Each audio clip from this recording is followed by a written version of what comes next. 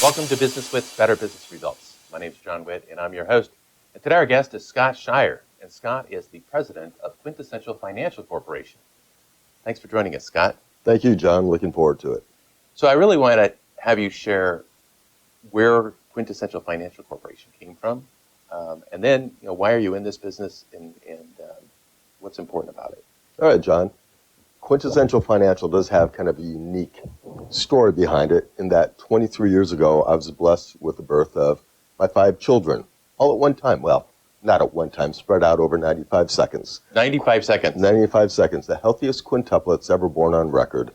And because of that, I named my company Quintessential Financial. And so Quintessential Financial, in the finance business, it's a little bit expensive to raise 5 kids. Ooh. All at once, in college, all at once. I mean, it's not like, at least I had a couple of years in between.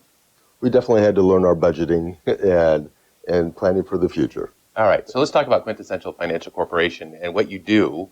How'd you get in the business, and why is it important? Well, John, I got into the business, I got the bug for the business when I was 10 years old. My dad had me tracking all of his stocks and charting them from the Sunday Seattle Post-Intelligencer. From that, I acquired a love for math, and I became an engineer. I went to the Air Force Academy, graduated as an aeronautical engineer, did that for 10 years, and then decided to go into make my avocation investing, which I always loved, my profession. So over 25 years ago, I became a licensed financial advisor. So from satellites to financial advice. Yes, during my 10 years in the Air Force, I designed, built, and launched spy satellites and worked with the CIA even. Wow, that's an interesting transition. So for Quintessential Financial Corporation, who do you best serve, or who most benefits from your services today? John, the people that most benefit from what I do are those who want some protection from the craziness going on in the market out there, where you don't know what's going to happen from one day to the next, or let alone 1 year to the next. I am able to give my clients some protection against their loss fears while still participating for the market potential gains. And you said something about pain of loss is greater than, can you share that? Sure, John. I find that for most people, their pain of losing money is a much stronger negative emotion than that joy of making money. So yes, we all want to make money, but even more so, we want to avoid the pain of loss. I think it's 2 times as much. That's what I teach. And I'm not doing the financial space, but when it comes to business and your products and services, people are twice as, at least 200% more interested in solving their pain than they are about achieving their gain. I think you're right. Yeah. So along that line, you had another story about people that like risk. John, I find a lot of the younger people have been told so many times, they're young, they can afford to be aggressive, losses won't impact them. But you know what? It's hard to save money. And when a young person loses all that money because they were overly aggressive or didn't understand their investment, they become twice as conservative after that and don't want to take any risk. Yeah. So their perception of the world shifts a little bit. Yes, it does. That happens to all of us as we get older, doesn't it? Yeah. So in terms of your ideal, again, beneficiary of your services, people that want to protect their losses, where that's actually more important necessarily than spectacular gains. Can you describe them a little bit more? Are there certain types of people, age, gender, demographics? The strongest group of people that I think benefit from my services are those that are approaching retirement. Okay. Because there's a certain dynamic called sequence of returns. And as you're getting close to that retirement point, if your investments that you've been building up over the years, over the decades, if they suddenly get a 20 or 50% drop like we had in 2003 and 2009, that will decimate your ability to retire. So I try to make sure my clients are investments that protect them against that kind of loss while still enabling them to make gains as the market goes up. Okay. Quintessential Financial Corp does quite a few things, right? So what are the top 3 problems or challenges that you solve for your customers? I'd say the first one is helping my clients clarify their goals. What do they want to achieve and by when? And that helps us to structure the investment type of things that we're going to do, and insurance also for protection. One of the first things that comes to mind is retirement. So setting up the proper retirement plan, if they're a business owner or individual, taking advantage of what there is to shelter from taxation, the money they're putting aside to grow. Secondly, protecting them for the unforeseen things like death or disability, long-term care. And so that's where insurance comes in. And then within that, going back to the investment plan, getting the best investments to go into that retirement plan that has been set up to shelter from taxation. And I've got some phenomenal investments that I like using an engineering expertise to engineer the right retirement plan for my clients. Yeah, so it's really a holistic model, and you also mentioned taxes, right? It's all about saving some taxes too. That's a big deal. It's also Everybody saving wants money that. and making money. Saving money. There you go.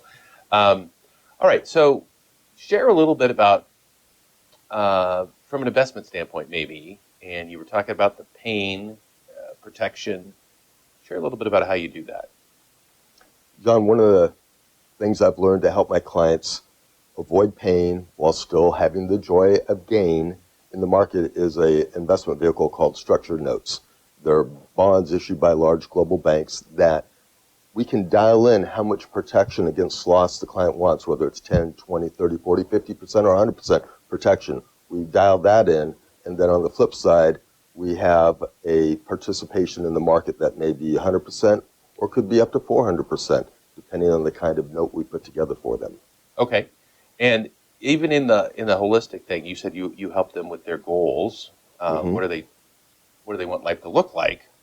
Um, what else is part of that process? What part of the other discovery process that you go through with your client? Sure, John.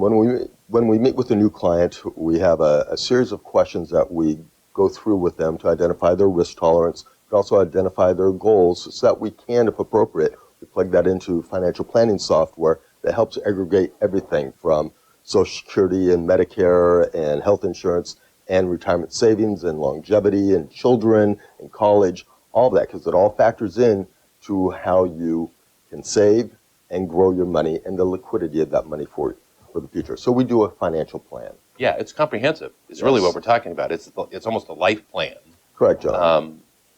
That includes all of those parts and pieces. And sometimes when doing the financial plan, we can just do a general one on a yellow pad and sketch out what's needed. A lot of times that's sufficient. Other times, though, we do need to plug it into a full software because there's so much to factor in and to get a more accurate projection for the future. Yeah, well, I can see where some people would definitely want something that's more accurate. Some people, on a napkin's okay. I'm not certain how many, but some people it's okay. All right, so share with me a success story. Sure, John. One of the best success stories that still brings a smile to my face is back in 2008 to 10 when the market went through a 50% drop. That was killer. I was so thankful, though, that most of my clients, I had them invested in structured notes so that their investments only went down about 3% while everyone else was down about 50%. And we actually took advantage of selling those notes. We didn't know it was the bottom of the market, but we sold out when everyone else was down 50, they were down 3, and we rolled them into new notes that gave them new protection, but they were able to ride the market back up when the market was up about 20% or more than the following year. So we got the market's gains without experiencing the 50% market drop. And right there is a description of why that pain thing plays such a big role. I mean, I think people, I was in that space. I didn't have any structured notes. But when I first met you and I learned about these, that was where my interest was piqued. But we could do that. I got introduced into structured notes in 2005. At first, I thought they were too good to be true, and I thought it was a scam, honestly. And after a year of hearing about them and getting them validated, I became enthralled with them. And that's what allowed me to protect my clients during the 2008 market collapse. And it's why I can still invest today with peace of mind because I know my clients are protected. So let's talk about the hidden benefits. Now, that's obviously a big benefit of not losing, right? But I bet there's some surprise benefits. Well, one of the fun benefits is what I call the bar bragging rights. When the market is going down or up, either one, you can shimmy up to the bar, and when someone comments about the market performance, whatever they say, if it's up or down, odds are with the notes I've got a client into, they can say, yeah, I didn't lose any, or yeah, I made all that gain on the upside, I didn't miss out. And it's kind of a good bar bragging right feeling. Whether at the bar or at a party or just talking to your brother-in-law, that's all good. All right, so let's see if we can't give some people some help here. What are some tips that you would give to just the average investor? Obviously, they can call you, but what are some tips that you would give to the average investor? For the average investor, the first thing is know what their goals are. Liquidity is important, so don't lock up money that you might need this year. Second is understand what you're investing into. And really to do that, you need to find a trusted financial advisor. And there's a lot of good sites for doing that. A CFP is a good place to start, and I am a certified financial planner. You can go to their site. Also check out FINRA, which is the financial regulatory industry, and they have the background on all financial advisors. And you'll see if they have any complaints. I don't have any complaints on mine. After 25 years, that's pretty good. Yeah.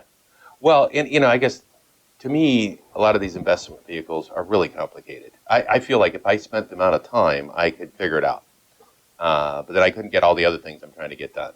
And so really that's where the CFP comes in handy, and, getting a trusted advisor. And then now, do you also recommend that when they're looking that they check with more than one CFP, or, sort of interview?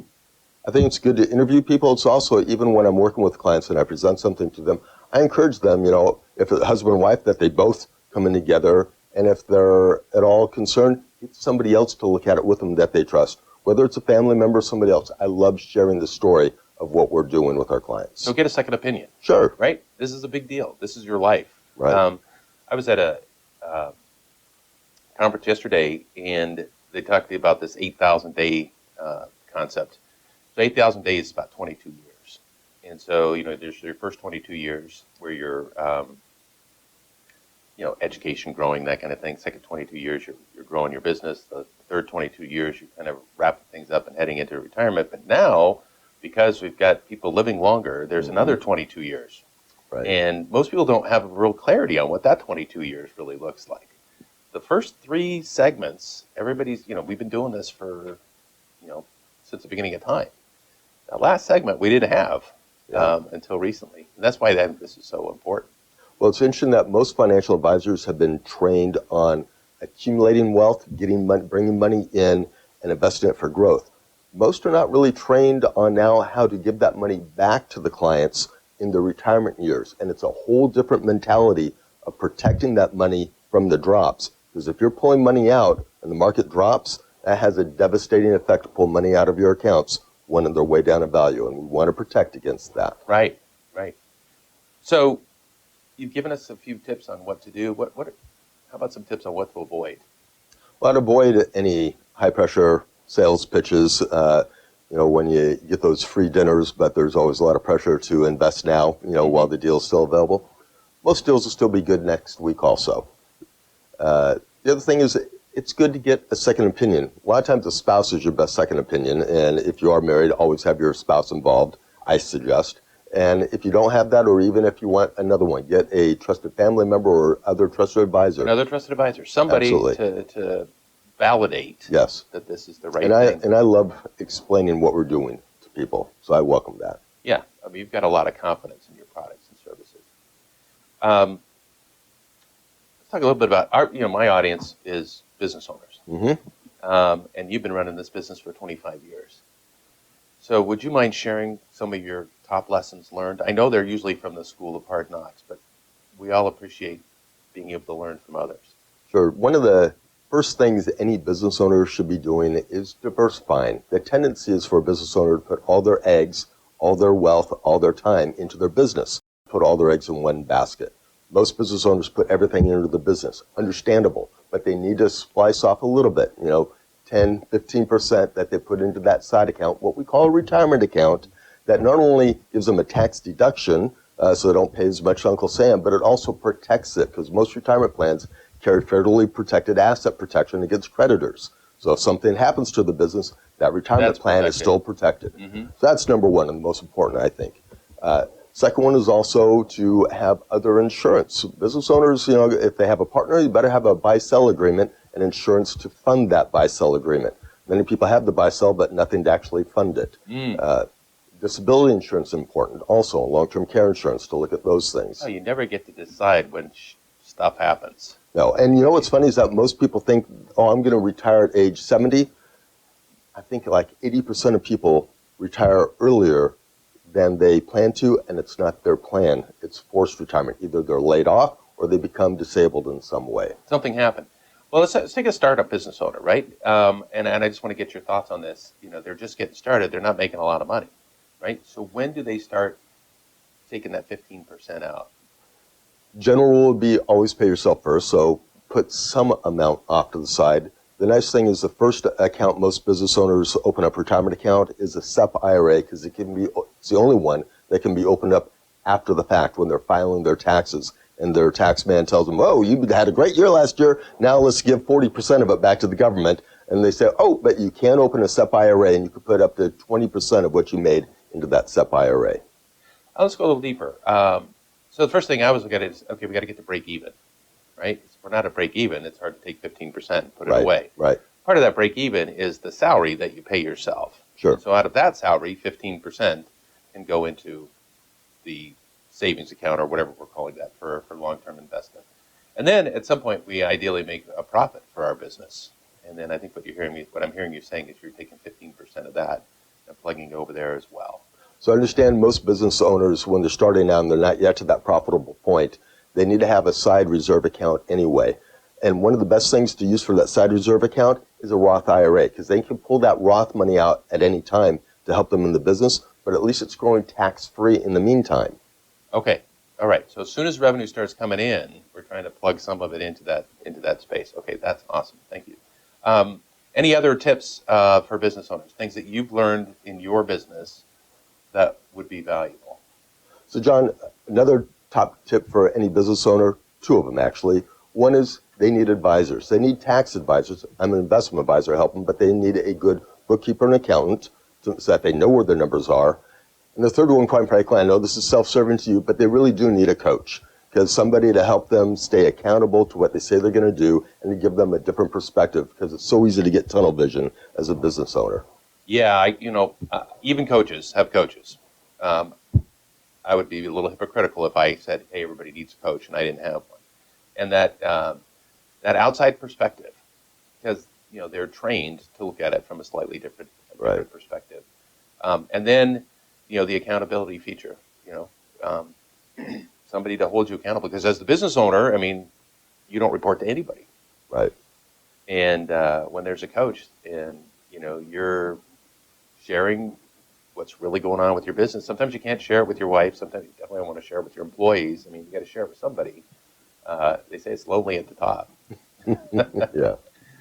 So I'm right there with you on that, Coach. It's really been super helpful for me. Ever since I got into this practice, I've had one, two, or even three coaches at a time, depending on what I'm trying to get accomplished, and helping me to learn and grow in the spaces that I need to learn and grow in. So, well, listen, I really appreciate you taking the time to spend a minute with us and share what's going on with you and share those tips for us. All right, John, it's been a pleasure. Thank you. So talk about the experience, the Better Business Results experience. Well, I enjoy I appreciate the requirement to clarify my answer to your 10 very good questions. So just going through that process and then the reiterative process with you to, again, re-clarify what's important to the listener, because I like to get off into all the side minutiae. You help to get me refocused. Yeah, getting succinct and focusing in on those bullets and what are those bullets that we really gotta share. It's a lot easier, and then learning to tell it in story form. So key, and I need help with that because I like to tell it in number form, and it needs to be a story. All right. Well, listen, once again, thanks for coming on the show. Thank you, John. All right. Join us again next week.